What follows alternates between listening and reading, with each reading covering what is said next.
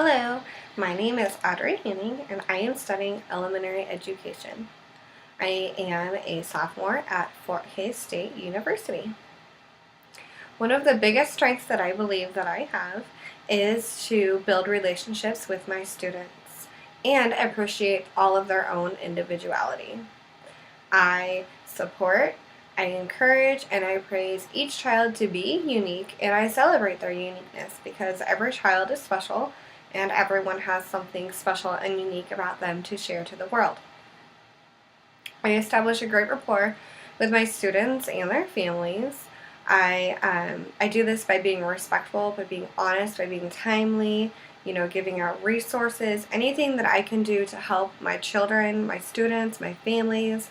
I am totally willing to do that. One thing that I have learned is that every child has a different learning style, so it is very important for me to build lesson plans that scaffold each child's learning capabilities to help them reach their goals, to do better, and even maybe it's just understanding, the language. I feel like that's a really good strength that I have. I work at a school with quite a few cultural differences, and one of the ways that I support them is to incorporate lesson plans that have a lot of hands-on experiences, whereas the children are watching and participating and not just sitting there and listening, so that they can understand better with their hands rather than maybe even through language. They're getting a double dose, language and, physical work, so it might be tapping into two different parts of the brain for them to help them understand. I have learned that does really help with my children. One of the things, also that I think are important, for my students is to have, visuals around the room, so such as, posters on the walls, books, lots of, races and ethnicity posters, coming together, like we are all one, working as a team.